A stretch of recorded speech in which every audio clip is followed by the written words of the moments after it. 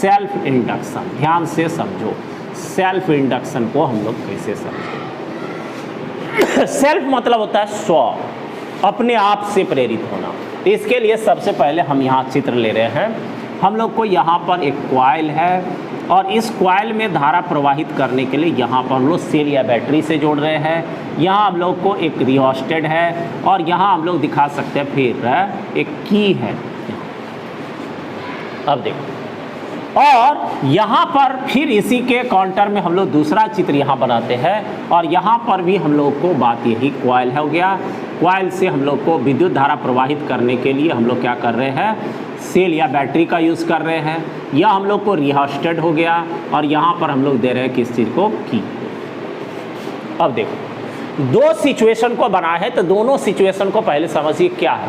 पहली स्थिति में सपोज दैट मान लो हम लोग स्विच को ऑन करते हैं, तो स्विच को ऑन करने का मतलब क्या हो गया, परिपथ में अभी धारा का मान बढ़ेगी या घटेगी। जब हम लोग कोई काम शुरू किए हैं, स्विच दबाए हैं, तभी धारा का मान क्या होगी, बढ़ेगी। तो बढ़ना और घटना दोनों परिवर्तन है।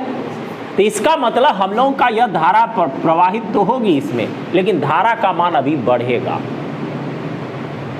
अब जब धारा का मान बढ़ेगा तो इतना तो सबको समझ में आ रहा होगा कि धारा के मान परिवर्तित हो रहा है, तो इसके चारों ओर जो मैग्नेटिक फील्ड होगा उसमें भी परिवर्तन हो। तो कॉइल के फ्लक्स में परिवर्तन, फ्लक्स में परिवर्तन से कॉइल में एक प्रेरित धारा उत्पन्न होगी, जिसको कि अभी जस्ट हम लोग देखें। तो इसका मतलब, लेकिन लेंज का नियम क्या कह रहा है कि जो प्रेरित धारा उत्पन्न होगी उसकी दिशा इस प्रकार होगी कि जिस कारण से वह उत्पन्न हुआ उसी का क्या करेगी, विरोध करेगी। तो इसका मतलब अभी यह धारा क्या हो रही है, आगे की ओर बढ़ रही है। तो इसमें जो प्रेरित धारा उत्पन्न होगा, जो इंड्यूस्ड धारा होगी, जो प्रेरित धारा होगी, वो इसको क्या करेगी, विरोध करेगी। तो विरोध करने का मतलब इसकी दिशा मूल धारा की दिशा के क्या होगा, अपोजिट होगा। मूल धारा की दिशा के अपोजिट हो। अब देखो, एक ही कॉइल में जिसमें मूल धारा प्रवाहित हो रहा था, उसी कॉइल में स्वयं से इंड्यूस्ड होकर के उसमें एक और धारा, प्रेरित धारा उत्पन्न हो गई, जो धारा मूल धारा का क्या कर रही है, विरोध कर रही है। अब फिर इसमें चले आते हैं। मान लो इसमें हम लोग स्विच ऑफ कर रहे हैं, लाइन काट रहे हैं, तो काटेंगे तो धारा तो प्रवाहित इसी तरह से होती है, लेकिन अब यह धारा क्या होगी, पीछे की ओर लौटेगी। तो स्विच ऑफ करेंगे तो क्या होगा, धारा पीछे की ओर लौटेगी। मान लो धारा का मान क्या होगा, परिपथ में कम होगा। अगर धारा का मान कम होगा तो यह भी तो एक परिवर्तन है। तो परिवर्तन के कारण फिर इस कॉइल में क्या होगा, प्रेरित धारा।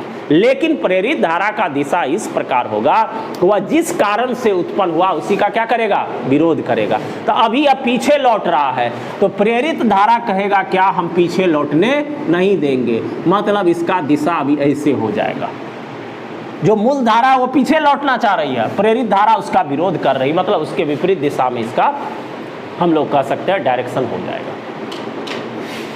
तो दोनों में प्रेरित धारा उत्पन्न हुई और प्रेरित धारा की दिशा मूल धारा के क्या हो गया, विपरीत हो गया। इसका मतलब जिसके कारण वह उत्पन्न हुआ उसका वह विरोध करने लगा, जो लेंज लॉ से हम लोग क्लियर कर चुके पिछले क्लास में। तो अब बात रही, ये हम लोग को स्वप्रेरण की घटना को इंडिकेट करता है, स्वप्रेरण को बतलाता है।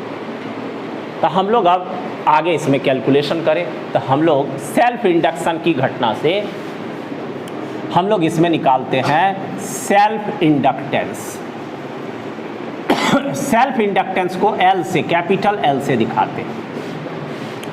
तो देखो अब हम लोग यहाँ पर जो टर्म्स हम लोग देख रहे हैं, जिस तरह का हम लोग घटना देख रहे हैं सेल्फ इंडक्शन में, इसको हम लोग इंट्रोड्यूस करें। इंट्रोड्यूस क्या करें कि हम लोग यहाँ कह सकते हैं कि कॉइल में, माना कि कॉइल में प्रवाहित धारा कितना हो गया, धारा आई है। तो धारा आई है तो धारा के कारण या करंट के कारण तुम्हारा जो कॉइल है, कॉइल के प्रत्येक टर्न से संबद्ध मैग्नेटिक फ्लक्स मान लेते हैं, कितना है, फ्लक्स फाई। तो कॉइल के कुल मैग्नेटिक फ्लक्स हो जाएगा n फाई होंगे। इसका क्या मतलब हुआ कि कॉइल में एक टर्न से संबंधित फ्लक्स कितना है फाई, और इस कॉइल में अगर n टर्न्स है तो n फाई। क्योंकि मैग्नेटिक फ्लक्स क्या है कि स्केलर क्वांटिटी, अदिश राशि, इसलिए कुल मान एक टर्न्स का जितना है, जितना टर्न्स होगा उससे गुना कर देंगे या उतना बार उसको जोड़ देंगे। हम लोग कह सकते हैं where n is equal to हो गया n बराबर कॉइल में नंबर ऑफ टर्न्स, मतलब फेरों की संख्या। अब देखो तो ये कॉइल में टर्न्स की संख्या, नंबर ऑफ टर्न्स हो गया। हम लोग ये देख रहे हैं जो फ्लक्स हुआ n फाई, अब ये जो n फाई होगा यह हम लोग को प्रोपोर्शनल होगा I का, प्रवाहित धारा का। n phi is directly proportional to I।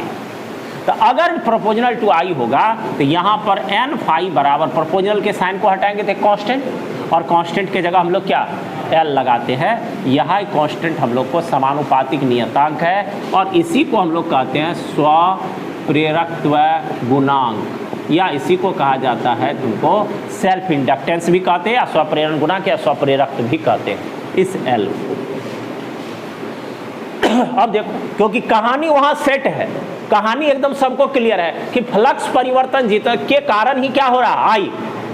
तो इसका मतलब सीधी बातें है कि जितना, और फ्लक्स परिवर्तन हो किसके कारण रहा है, इसके मूल धारा के कारण। तो इसका मतलब सीधा है कि जितना ज़्यादा मूल धारा होगी, परिवर्तन होगा या मूल धारा प्रवाहित होगी, उतना ज़्यादा फ्लक्स हम लोग को उस कॉइल से संबंधित होगा, और जितना ज़्यादा फ्लक्स परिवर्तन होगा संबंधित, हम लोग देखते घटना भी उसी तरह का या प्रेरित धारा भी उसी तरह का उत्पन्न होगा। इसलिए इसमें लिखे n phi directly proportional to I। Proportional के साइन को हटा, हम लोग को करना तो इसी चीज़ को, सेल्फ इंडक्टेंस को ही दिखाना है। तो L बराबर क्या हो जाएगा n फाई बटे I, n फाई बटे I। तो हम लोग यहाँ पर L को इससे डिफाइन कर सकते हैं। कैसे डिफाइन करेंगे, परिभाषित कैसे करेंगे, तो हम लोग ये देख रहे हैं नीचे वाले मान को एकांक करते, इफ़ I बराबर हम लोग कितना कर देते हैं 1 एम्पियर। तो देन हम लोग कह सकते हैं तब क्या होगा, L बराबर कितना हो जाएगा n फाई। इसका मतलब क्या हुआ कि जब हम लोग कॉइल में 1 एम्पेयर की धारा प्रवाहित करते हैं तो उस कॉइल से संबद्ध टोटल मैग्नेटिक फ्लक्स जो है वह उस कॉइल का क्या कहलाता है, सेल्फ इंडक्टेंस कहलाता है। इट मीन्स L के बराबर होता है। ठीक है, यही हम लोग को सबसे पहला डिफिनेशन हो गया इलेक्ट्रिक करंट के। सेल्फ इंडक्टेंस का हम लोग दूसरा डिफिनेशन भी यहाँ पर लाएंगे।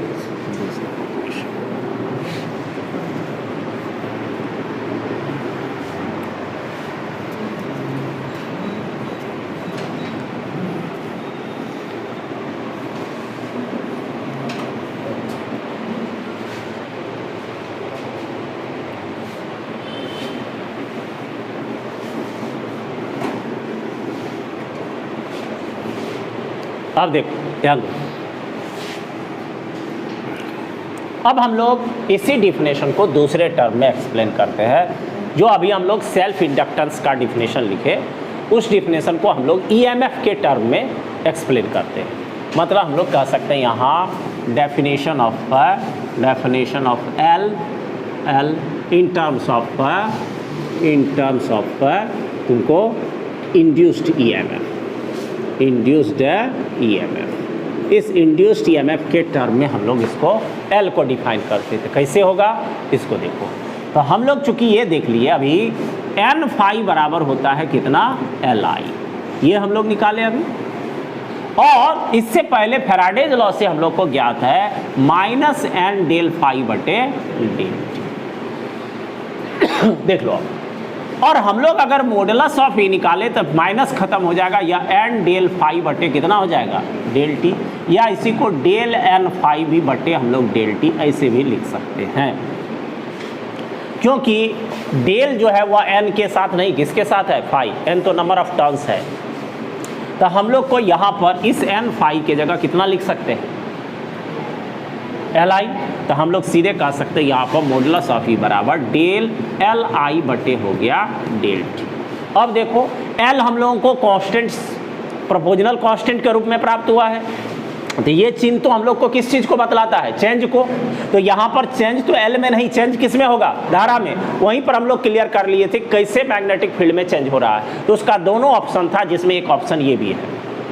तो इसका मतलब L डेल I बटे हम लोग को कितना हो जाएगा, डेल T, ऐसे लिख सकते हैं। हम लोग को किसको डिफाइन करना है, L को, तो L बराबर हो जाएगा मॉडुलस ऑफ E बटे डेल I बटे डेल T, इतना आ गया। अब इससे डिफिनेशन बनाने का सरल तरीका हम सबको बताए हुए हैं कि जो नीचे वाला मान है उसको हम लोग यूनिट कर दें।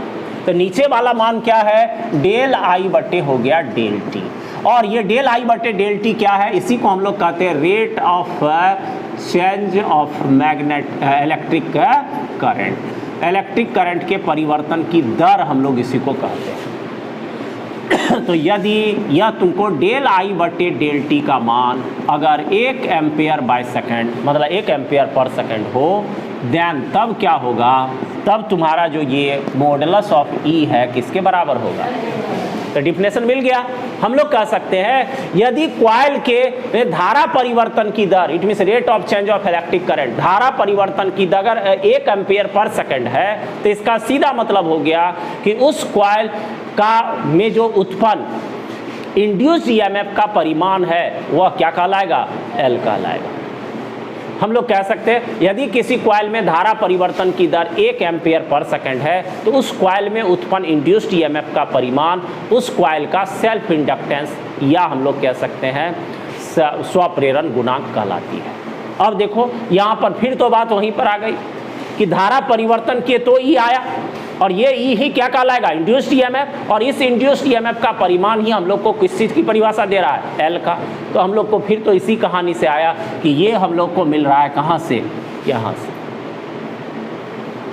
समझ रहे। तो सब इसी कहानी में छुपा हुआ है, ये तुमको समझ देगा यूनिट का। इसको देखो, ये सबसे अच्छा तुम्हारे लिए ट्रिक है इस पूरे यूनिट को समझने के लिए। और इसी यूनिट से हम बता भी दिए कि अगला यूनिट का तुमको जो है वो कंसेप्ट जड़ भी तुमको पकड़ में आता है, ठीक है।